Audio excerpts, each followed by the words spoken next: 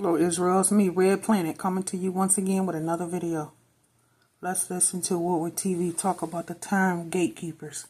Let's hear what he has to say. Let's get into it, Israel. What if it's actually classified science? Even if that hasn't happened, how many of you believe that someone or some organization has at least been quietly experimenting with time travel for decades, hidden behind the curtain of secrecy? Because here's the thing. There have been rumors. Certain people have come forward with their testimonies, right? And there are strange documents that at least suggested that certain people have been experimenting with this. I'm sure most of you have heard of Project Pegasus, a project that we're not sure ever truly existed, but it was supposedly a DARPA program from the Cold War era where children were recruited into experiments involving teleportation and travel through time. Then there's the Philadelphia experiment, where an entire Navy ship in 1943 was said to vanish from one location and appear in another. Some claim it wasn't just a matter of invisibility, but a tear through space-time. Speaking of which, there's the mystery of Nikola Tesla's lost papers, seized by the government after his death, with rumors that his research contained blueprints for technology that some might consider magical. We still don't know what this man was onto. So what's really going on here? Could we just assume that the government has already cracked the code of time travel?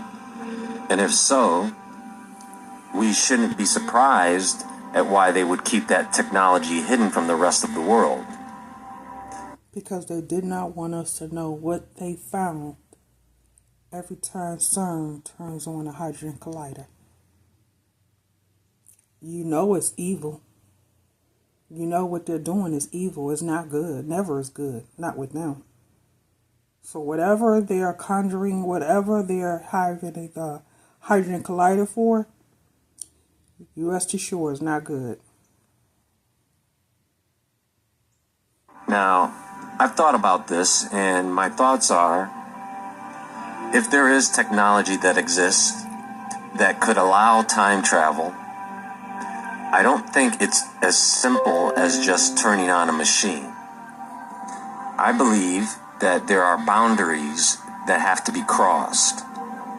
And I believe those boundaries... Yeah, it's called sacrifices. And every time they turn on a hydrogen collider, they're making a sacrifice to bring whatever entity that they're conjuring telepathically or through some type of witchcraft. They're bringing those entities into our realm. Because keep in mind, there's different realms other than just ours. And those entities that's in those different realms, they're communicating with them. Can only be crossed with the assistance of forces that exist beyond our three-dimensional space. I'm not talking about natural forces, but spiritual forces. The gatekeepers.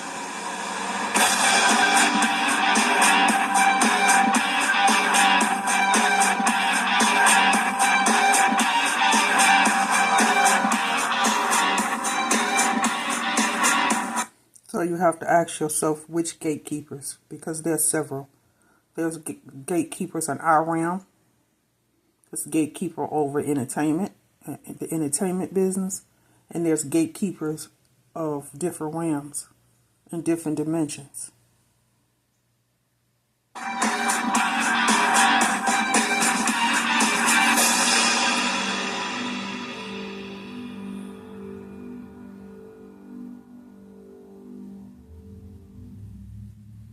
Tesla, when he died in 1943, the U.S. government moved quickly. The FBI seized his papers, and while the official explanation was national security, rumors began circulating about what was really in those documents. Some say his research detailed ways to bend electromagnetic fields in a way that could manipulate time and space. The story of the USS Eldridge in 1943, during World War II, the U.S. Navy was supposedly testing a new form of technology designed to cloak ships from enemy radar. The Eldridge was the vessel chosen for the experiment in the Philadelphia Naval Shipyard. But according to those who claim to have witnessed it, the ship disappeared completely, reappearing miles away before returning again to its original position. Eyewitnesses and later accounts describe some sailors had suffered severe disorientation, while others were said to be found partially fused into the steel of the ship itself, as if their bodies and the hull had momentarily shared the same space. There are stories of men who simply vanished without a trace, never to be seen again. Of course, the mainstream explanation dismisses the whole story as fake. Officially, the Navy said no such experiment ever took place, which is even stranger than what people said took place. I guess the experiment disappeared during the experiment. The idea of governments dabbling in time manipulation doesn't just come down to old rumors. It shows up in declassified files. Take the CIA's Stargate program, which was an investigation into psychic phenomena like remote viewing, where trained individuals claimed they could see places and events far beyond their physical location. Now, the story goes that these remote viewers also tapped into events in the past and future. For a program that was funded and monitored by the U.S. government, if remote viewing could bend the rules of space and time, instead of physically traveling through time, this could be considered time travel research, hidden under a more acceptable label. Project Looking Glass was another rumored black project that involved technology allowing operators to view probable timelines. The story goes that there was a device that served as a temporal lens, letting intelligence agencies look into different versions of the future and choose the path that was most favorable to their interest.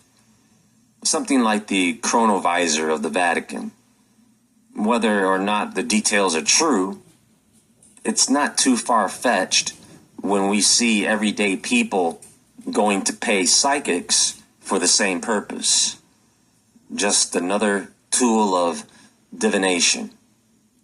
It wouldn't be any different from the mythology of Olympian gods using a kind of divine mirror or bowl of water that reflected human events. Similar to a scrying device, right? Now, with that said, let me go back to what I believe may be the key to all of this. If we consider someone intentionally traveling through time as a possibility, if we step back for a moment and imagine that time isn't the neat, straight line most people would assume it to be, but a very vast or spread out layered dimension, like an ocean instead of a road, and then you would have to use a different approach to crossing time. Instead of moving forward into anything could be used as a portal. Water, walking in and out of a door, you're walking yourself into a different dimension. Anything, a mirror, anything can be used as a portal. To the future or backward into the past, it would be more like slipping between ocean waves, having to dive into hidden currents or swimming against the tides that you couldn't see. And in the spiritual realm, there would be forces in charge of maintaining order. Spiritual gatekeepers who regulate who may cross, when, and under what circumstances. In many biblical and mystical traditions, angels are messengers and also guardians of cosmic thresholds. The cherubim were placed at the entrance of Eden after humanity's fall, where they were armed with a flaming sword. They were to make sure that mortals could not re-enter paradise. Ancient writings describe angels or archangels stationed at the four corners of creation, overseeing cosmic order. The book of Enoch speaks of angels assigned to track the movement of stars and regulate heavenly calendars. If that's the case, just like in the book of Enoch, when they have the second and fifth heaven, when you had the angels watching over the fallen angels when they were getting a punishment. Just like you have the angels guarding the throne of the Creator. So angels are being used for more than just protecting portals of different entities coming through.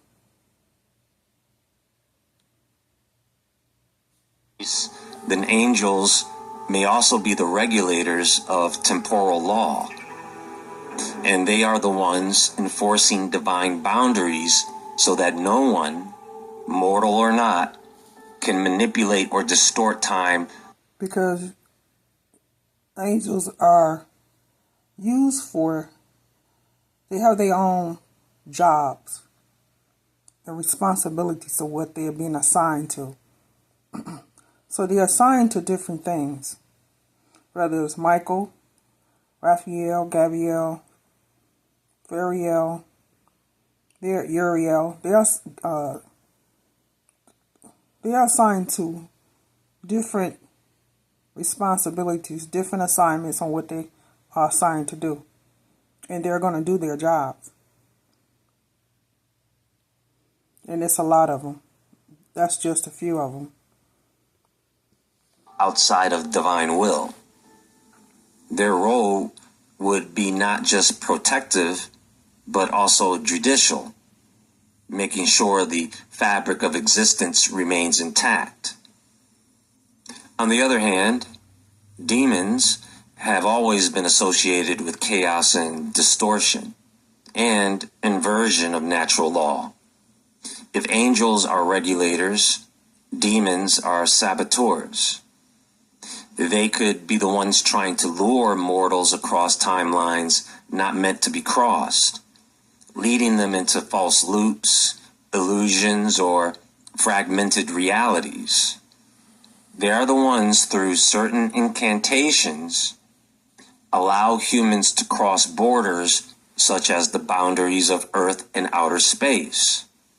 I know some people believe we can't go into outer space, but what if I told you that was the exception? An act of worship to fallen angels. A ritual. Well, that might be a topic for a different time, but this would I'm not saying that the fallen angels didn't teach our people a lot, because they did. But they definitely can't go in and out of space. Because with the firmament being up there, there's no way that they can go out of space. So the fallen angels didn't teach them that, because even they can't leave. They're stuck here. Tie into reports of time slips where individuals And I'm not talking about actual fallen angels, but their spirits. find themselves suddenly in another era without explanation. Many cultures also preserve stories of trickster figures, beings who bend time. They can distort perception and trap wanderers in false worlds. You see, demons or trickster spirits might be the counterfeit gatekeepers, offering shortcuts through time and space that ultimately trap the traveler instead of liberating them. The idea of guardians at thresholds is not unique to Christianity or biblical thought. It's found across the world's mythologies. The Greeks spoke of Hecate presiding over crossroads, a figure whose presence symbolized the danger and power of transitions. In ancient Egypt, Anubis guided souls through the underworld, deciding who was permitted safe passage. Shamanic traditions describe spirits at rivers, caves, dream portals who test travelers before allowing them through. All of these are liminal spaces, places where one world overlaps with another, a transition point. If we think of time travel as passing through a doorway, then its gatekeepers are the entities in control of regulating entry and exit. These beings ensure that transitions across time are not random, but governed, and in many cases, forbidden. In esoteric traditions, time is a divine fabric, part of the architecture of creation. To move beyond it is to step outside the natural limitations of the flesh, and mortals attempting to do this usually require rituals, divine intervention, or forbidden knowledge. This is why so many mystical accounts emphasize the presence of watchers, angels, darker entities standing guard. They enforce the spiritual law that regulates the use of time, ensuring that no one crosses realms of existence unprepared or without consequence. The point is, if someone has managed to cross those boundaries, they likely didn't do it alone. They may have struck bargains or aligned with forces, you see. This means that the myths and legends of forbidden knowledge, fallen angels, trickster spirits, these stories may not be metaphorical at all, but warnings about the dangers of playing around with the architecture of time. Anyway, that's all for now, folks. Please click the thumbs up button and like this video. Leave your thoughts in the comments section below. Everyone have a great day, and until next time, stay awake, stay aware, stay safe, and I'll talk to you all soon. Much love, Israel.